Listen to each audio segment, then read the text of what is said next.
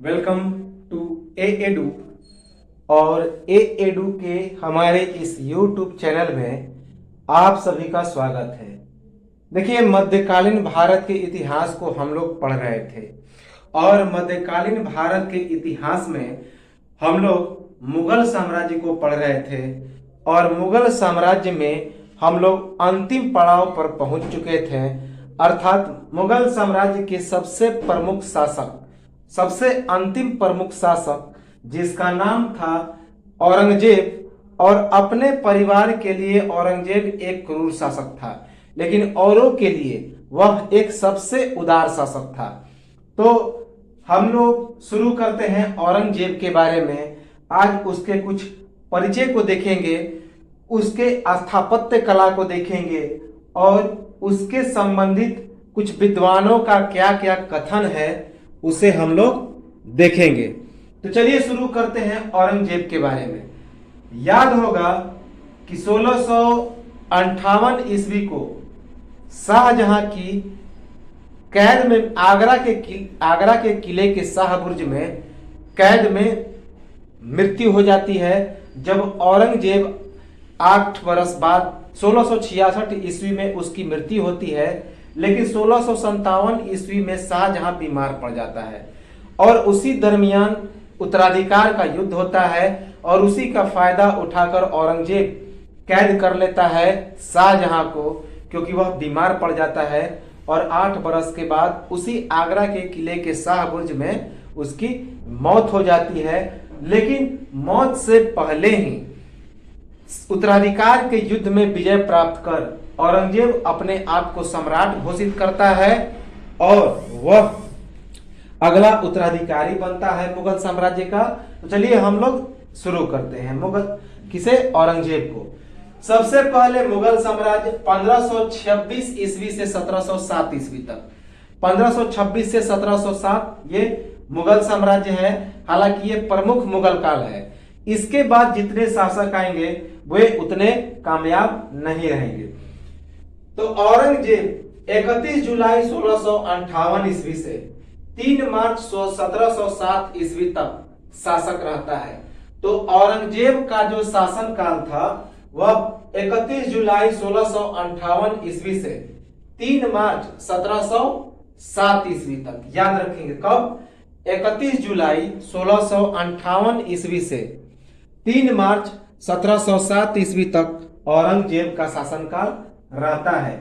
अब हम लोग इसके परिचय को देखेंगे। तो सबसे पहले परिचय कि औरंगजेब का जन्म 3 नवंबर 1618 ईस्वी को दाहोद में हुआ था, जो कहां पड़ता है? गुजरात में। जन्म के समय शाहजहां कहां था? तो गुजरात का सूबेदार था।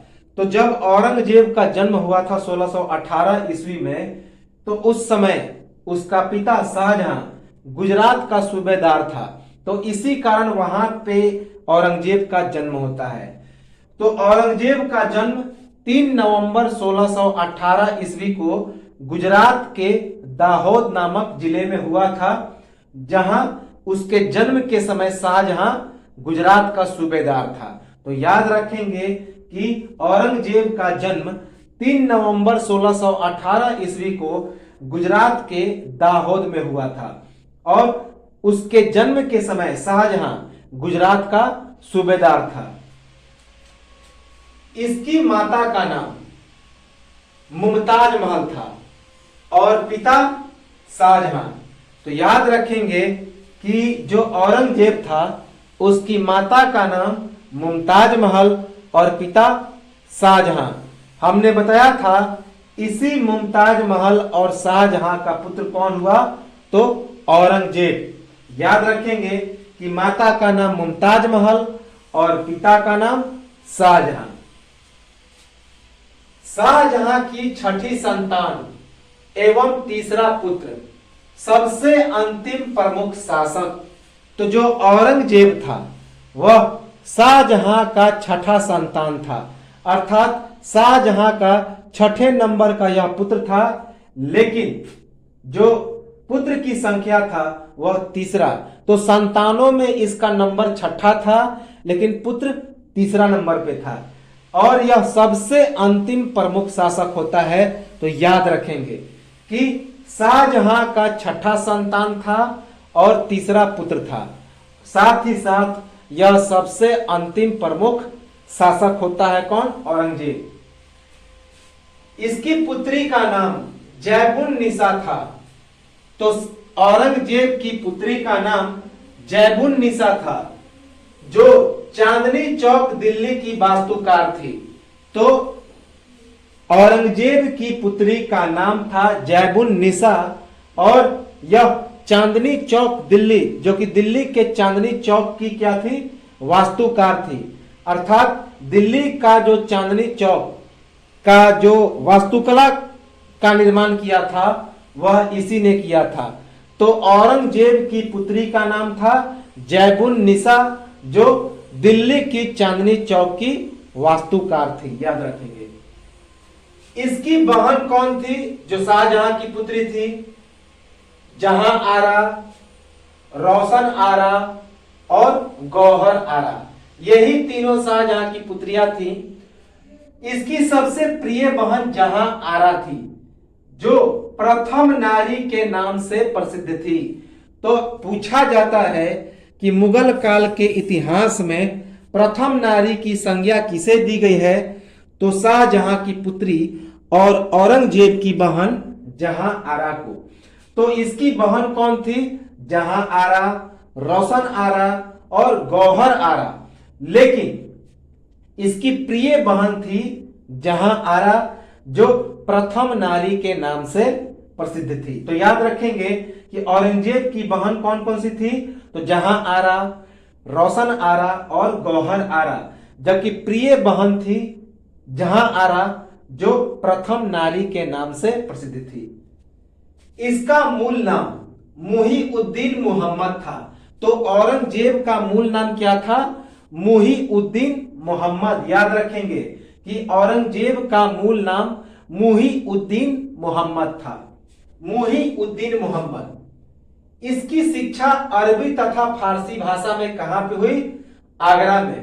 तो औरंगजेब की जो शिक्षा हुई फारसी और अरबी भाषा में हुई। कहां पे? आगरा में। तो याद रखेंगे कि औरंगजेब की शिक्षा अरबी और फारसी भाषा में आगरा में हुई। औरंगजेब के गुरु का नाम मीर मोहम्मद हाकिम था। तो औरंगजेब के गुरु का नाम क्या था? मीर मोहम्मद हाकिम। याद रखेंगे कि औरंगजेब के गुरु का नाम था मीर मोहम्मद हाकिम। अरबी, फारसी तथा तुर्की का विद्वान। तो जो औरंगजेब था दारा सिकोह की तरह ही अरबी, फारसी तथा तुर्की का विद्वान था। याद रखेंगे जिस तरह दारा सिकोह को लघु अकबर की संज्ञा दी गई थी, उसी के विपरीत चूंकि इसको एक क्रूर शासक की संज्ञा दी गई थी, लेकिन यह क्रूर शासक अपने परिवार के लिए था, लेकिन आम जनों के लिए यह क्या था? विश्व विजेता था। इसी कारण इसे प्रजा ने क्या नाम दिया? औरंगजेब या आलमगीर, जिसका मतलब होता है विश्व विजेता। तो अरबी, फारसी और तुर्की का विद्वान था कौन? औरंगजेब। इसका विवाह 18 मई 1637 ईस्वी को दिलरास बानो बेगम के साथ हुआ था, जिसे रबिया दुर्रानी उर्फ राबिया भी कहा जाता है। तो विवाह कब हुआ था? 18 मई 1637 ईस्वी को। किससे? दिलरास बानो बेगम से, जिसे राबिया दुर्रानी उर्फ राबिया बेगम या राबिया भी कहा जाता है। तो औरंगजेब का विवाह 18 मई 1637 ईस्वी को राबिया दुर्रानी उर्फ राबिया बेगम, जिसे दिलरास बानो बेगम भी कहा जाता था, उसी से हुआ। तो याद रखेंगे 18 मई 1637 ईस्वी को औरंगजेब का विवाह हुआ किससे? दिलरास बानो बेगम से। उसका एक और नाम था राबिया दुर्रानी उर्फ राबिया बेगम। तो राबिया बेगम उर्फ दिलरास बानो बेगम के बारे में कुछ हम लोग देख लें। जो इंपॉर्टेंट फैक्ट है जो परीक्षा में आता है। सबसे पहले इसका जन्म, ये पूरा फैक्ट जो है ये राबिया बेगम अर्थात दिलरास बानो बेगम के लिए है।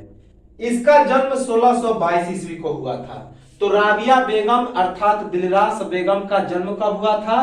तो 1622 ईस्वी को।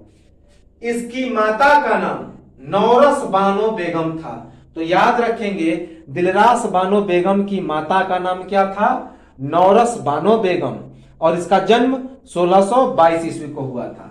इसके पिता शहनाज सफवी थे। तो दिलरास बानो बेगम के पिता का नाम क्या था? तो शहनाज सफवी। तो शहनाज सफवी दिलरास बानो बेगम के पिता का नाम था। यह सुन्नी इसका जो धर्म था वह सुन्नी इस्लाम था, कट्टर इस्लाम। जिस तरह शिया जो होते हैं वे शांत इस्लाम होते हैं, लेकिन राबिया बेगम का जो धर्म था वह सुन्नी इस्लाम, अर्थात यह इस्लाम धर्म के सुन्नी वंश से ताल्लुकात रखती थी। तो राबिया बेगम का धर्म सुन्नी इस्लाम था। बीबी का मकबरा, यह काफी इंपॉर्टेंट फैक्ट है।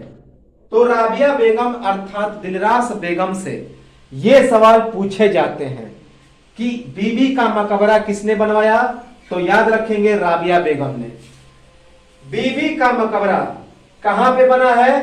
तो औरंगाबाद महाराष्ट्र में का निर्माण औरंगजेब के आखिरी आरामगाह के तौर पर, औरंगजेब के निर्देश पर ताजमहल की आकृति पर निर्मित भारत का दूसरा ताजमहल एवं दक्षिण भारत का ताजमहल के नाम से प्रसिद्ध। इसका स्थापत्यकर्ता कौन था? तो आदम शाह। तो याद रखेंगे यह जो राबिया बेगम थी इसका नाम इसीलिए प्रसिद्ध है क्योंकि इसने महाराष्ट्र के औरंगाबाद में एक प्रमुख मकबरे का निर्माण किया जिसे बीबी का मकबरा कहा जाता है। तो बीबी का मकबरा जो महाराष्ट्र के औरंगाबाद में है उसका निर्माण किया राबिया बेगम उर्फ दिलरास बानो बेगम ने। औरंगजेब के आरामगाह आखिरी आरामगाह के तौर पर औरंगजेब के निर्देश पर ताजमहल की आकृति पर इसका निर्माण करवाया किसने? तो राबिया बेगम ने।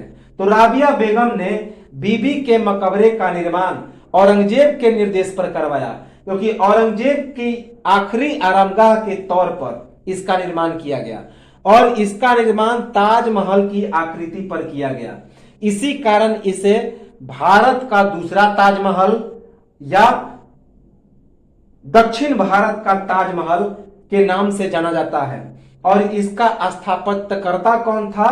तो आदम शाह। तो याद रखेंगे बीबी का मकबरा कहां पे है? औरंगाबाद महाराष्ट्र में। और इसका निर्माण किसने किया?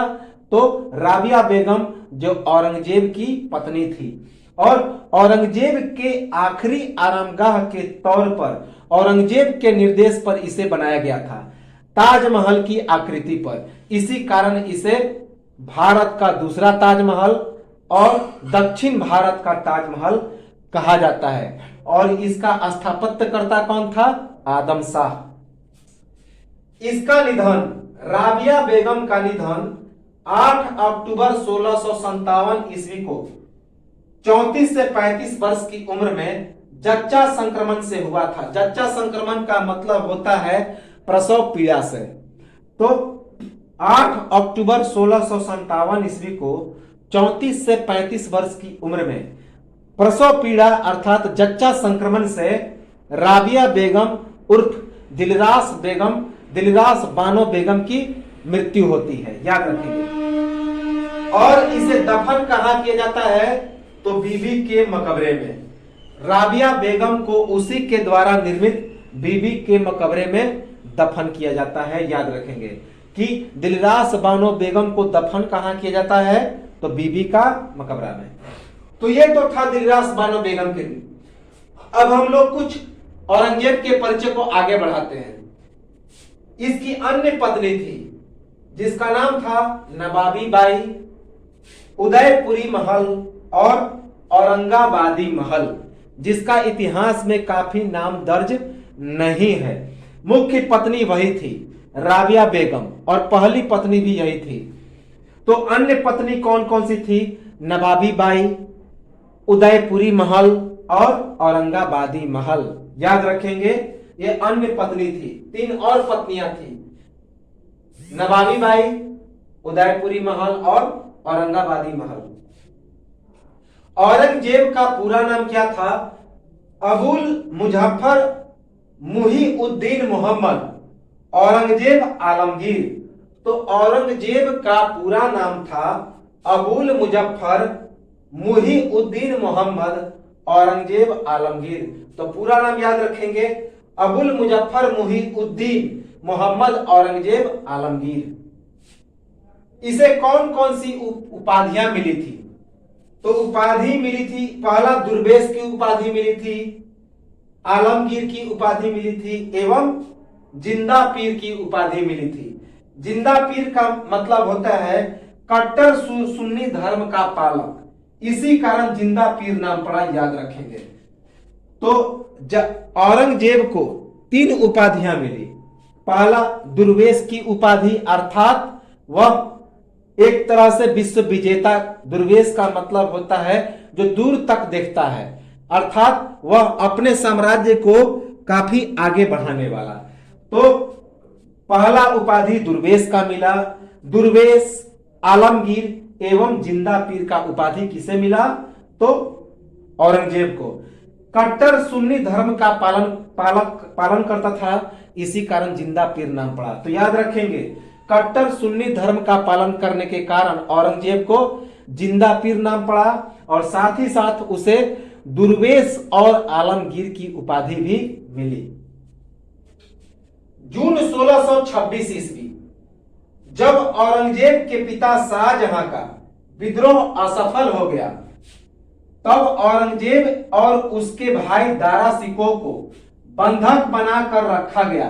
किसके द्वारा? तो नूरजहां द्वारा, जहांगीर के लाहौर वाले दरबार में। याद रखेंगे कि जून 1626 ईस्वी में जब औरंगजेब के पिता शाहजहां का विद्रोह असफल हो गया, तो औरंगजेब और उसके भाई दारा सिकोह को बंधक बनाकर रखा गया। किसके द्वारा? तो नूरजहां के द्वारा, जहांगीर के लाहौर वाले दरबार में। याद रखेंगे कि जून 1626 ईस्वी को जब औरंगजेब के पिता शाहजहां का विद्रोह असफल हो गया, तब औरंगजेब और उसके भाई दारा सिकोह को बंधक बनाकर रखा गया। किसके द्वारा? तो नूरजहां के द्वारा, जहांगीर के लाहौर के दरबार में। इंपॉर्टेंट है कि जून 1626 ईस्वी में जब औरंगजेब के पिता शाहजहां का विद्रोह असफल हो गया, तब औरंगजेब और उसके भाई दारा सिकोह को बंधक बनाकर रखा गया। किसके द्वारा? तो नूरजहां के द्वारा, जहांगीर के लाहौर के दरबार में।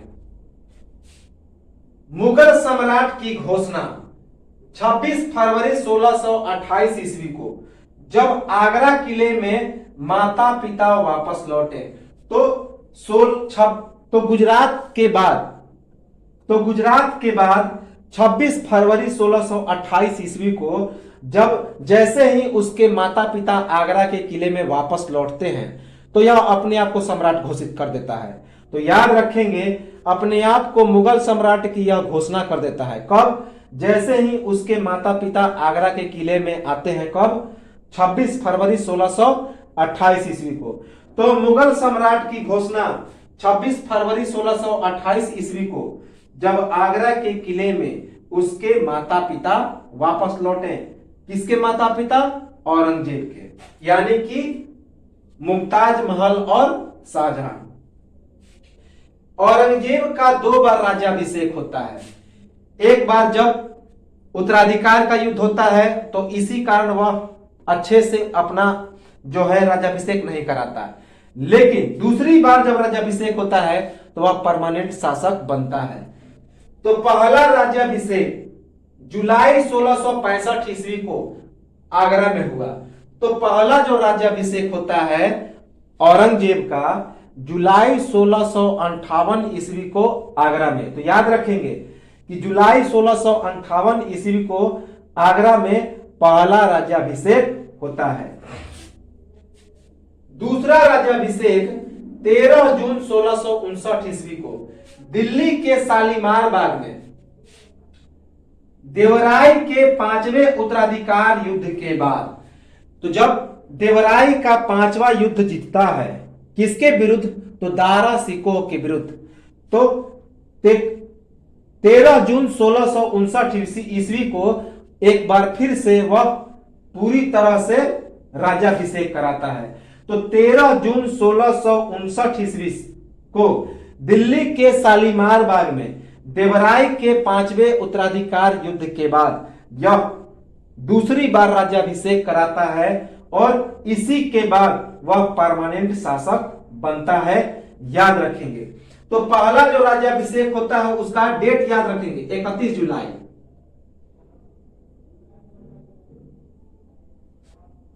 हालांकि शासक उसी समय से बन जाता है, लेकिन वह अच्छे ढंग से राज्याभिषेक नहीं कराता है। लेकिन जब दूसरा राज्याभिषेक कराता है दिल्ली में तो शानो शौकत से कराता है। तो पहला राज्याभिषेक 31 जुलाई 1658 ईस्वी को आगरा में, दूसरा राज्याभिषेक 13 जून 1659 ईस्वी को दिल्ली के शालीमार बाग में देवराय के 5वें उत्तराधिकार युद्ध में विजय के बाद। तो दूसरा राज्याभिषेक 13 जून 1658 ईस्वी को दिल्ली के शालीमार बाग में देवराय के 5वें उत्तराधिकार युद्ध में विजय के बाद।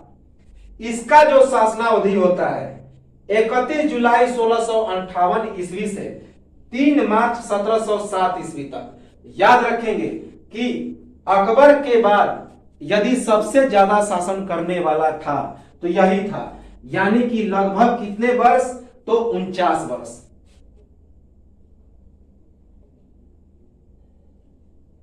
अकबर के बाद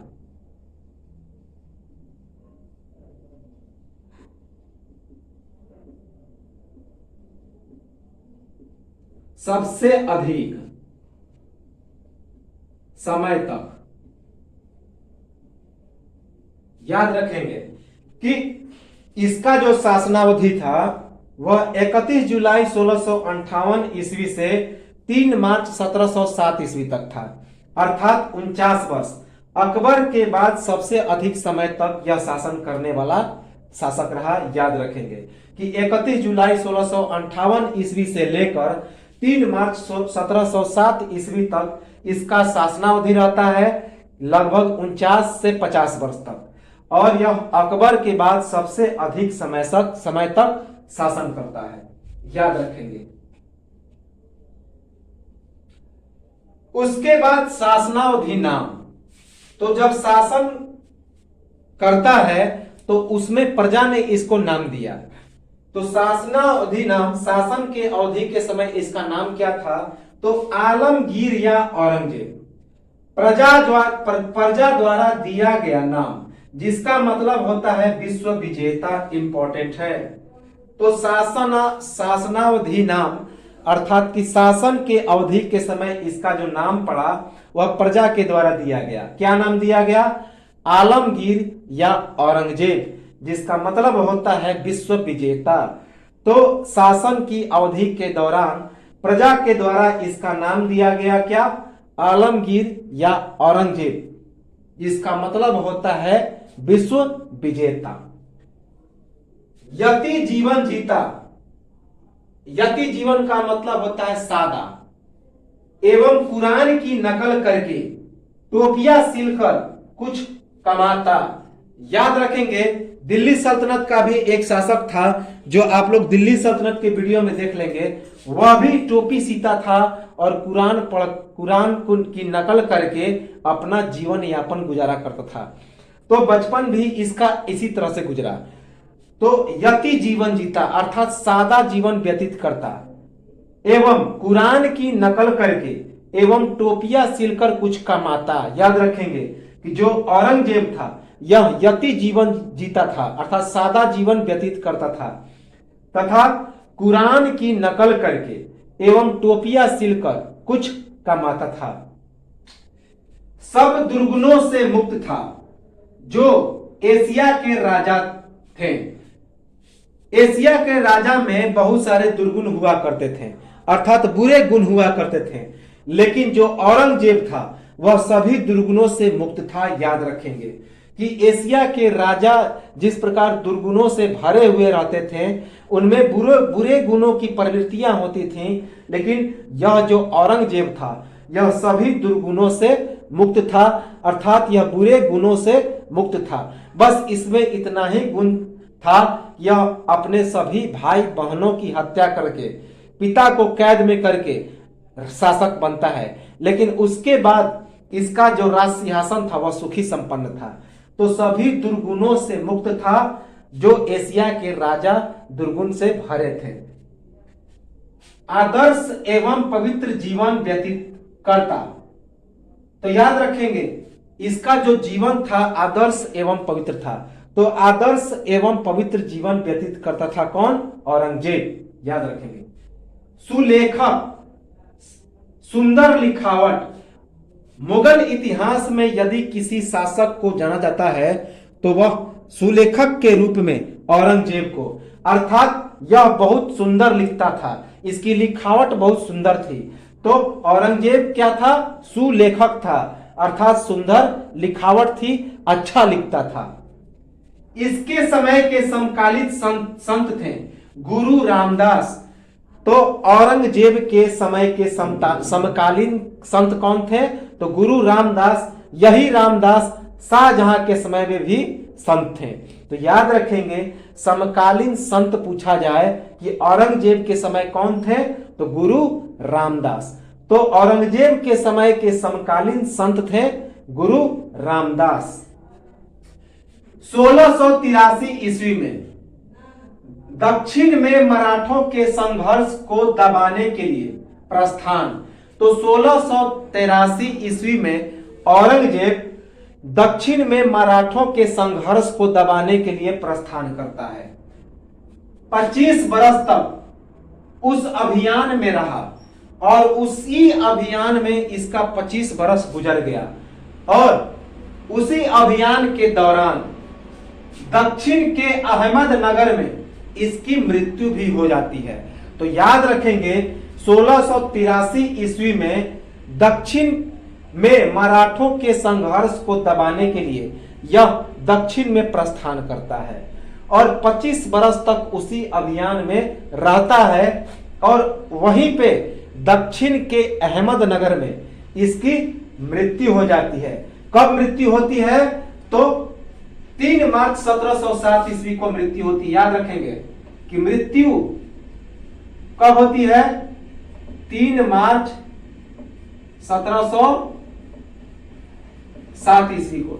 डेट याद रखेंगे कि 1683 ईस्वी में दक्षिण में मराठों के संघर्ष को दबाने के लिए दक्षिण प्रस्थान करता है, लेकिन 25 वर्ष तक उसी अभियान में वो वहीं दक्षिण में ही रह जाता है। लेकिन 3 मार्च 1707 ईस्वी को दक्षिण भारत के अहमदनगर में इसकी मृत्यु हो जाती है। इसे दफन कहां किया जाता है?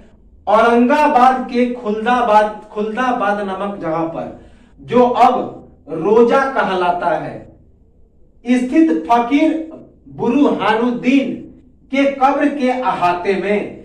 याद रखेंगे कि औरंगजेब को दफन कहां किया जाता है?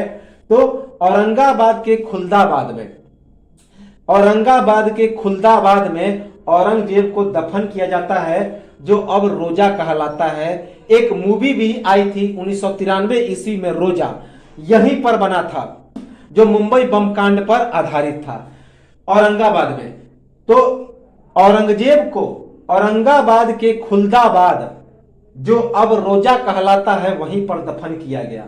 और खुलदाबाद के फकीर बुरहानुद्दीन की कब्र के अहाते में, तो फकीर बुरहानुद्दीन के कब्र के अहाते में औरंगाबाद के खुलदाबाद जो अब रोजा कहलाता है वहीं पे औरंगजेब को दफन किया गया, क्योंकि इसकी मृत्यु कब हुई? 3 मार्च 1707 ईस्वी को। अब औरंगजेब के कुछ स्थापत्य कला को हम लोग देखेंगे। औरंगजेब ने किस चीज का निर्माण किया था? तो सबसे पहले 1673 ईस्वी में लाहौर में बादशाही मस्जिद का निर्माण। तो 1673 ईस्वी में औरंगजेब ने लाहौर में बादशाही मस्जिद का निर्माण किया। याद रखेंगे कि 1673 ईस्वी में औरंगजेब ने लाहौर में बादशाही मस्जिद का निर्माण किया। 1678 ईस्वी में औरंगजेब के निर्देश पर राबिया दुर्रानी उर्फ दिलरास बेगम बानो बेगम के द्वारा बीबी का मकबरा का निर्माण। तो याद रखेंगे, अभी हमने बताया था कि औरंगजेब की पत्नी जिसका नाम था राबिया बेगम उर्फ दिलरास बानो बेगम, उसने बीबी का मकबरा का निर्माण कराया था। कहां पे? तो औरंगाबाद में, महाराष्ट्र के औरंगाबाद में। कब? 1678 ईस्वी में। तो 1678 ईस्वी में औरंगजेब के निर्देश पर महाराष्ट्र के औरंगाबाद में उसकी पत्नी दिलरास बानो बेगम उर्फ राबिया दुर्रानी के द्वारा बीबी का मकबरा का निर्माण किया गया। दिल्ली के लाल किले के अंदर मोती मस्जिद का निर्माण मोस्ट इंपॉर्टेंट है कि आगरा के मोती मस्जिद का निर्माण किसने किया था? तो शाहजहां। लेकिन दिल्ली के लाल किले के अंदर मोती मस्जिद का निर्माण किसने किया? तो वो औरंगजेब ने किया। याद रखेंगे कि दिल्ली के लाल किले के अंदर मोती मस्जिद का निर्माण किसने किया? तो औरंगजेब ने। दिल्ली के लाल किले के अंदर मोती मस्जिद का निर्माण औरंगजेब ने, जबकि आगरा के मोती मस्जिद का निर्माण शाहजहां ने। तो ये तो था स्थापत्य कला। अब हम लोग कुछ कथन पे आते हैं। औरंगजेब के बारे में कुछ इतिहासकारों का क्या क्या कथन है उसकी चर्चा हम लोग करते हैं। औरंगजेब हिंदू मनसबदारों के साथ पक्षपात करते थे। यह बात किसने कहा? तो मोहम्मद अतर अली ने। मोहम्मद अतर अली ने कहा कि औरंगजेब हिंदू मनसबदारों के साथ पक्षपात करते थे। किसने कहा? मोहम्मद अतर अली ने। मोहम्मद अतर अली ने कहा कि औरंगजेब हिंदू मनसबदारों के साथ पक्षपात करते थे, क्योंकि औरंगजेब के समय सबसे ज्यादा हिंदू जो अधिकारी थे, उसके साम्राज्य में जितने सारे अधिकारी थे, जो बड़े बड़े पोस्ट थे, उस पे हिंदुओं की संख्या सबसे ज्यादा थी। तो औरंगजेब हिंदू मनसबदारों के साथ पक्षपात करते थे। यह बात कहा इतिहासकार मोहम्मद अतर अली ने। एक समय खुद शिवाजी भी औरंगजेब की सेना में मनसबदार थे। यह बात कहा इतिहासकार यदुनाथ ने। तो यदुनाथ ने क्या कहा कि एक समय खुद शिवाजी भी औरंगजेब की सेना में मनसबदार थे। यह बात कहा यदुनाथ ने। तो इतिहासकार यदुनाथ ने क्या कहा कि एक समय खुद शिवाजी भी औरंगजेब की सेना में मनसबदार थे।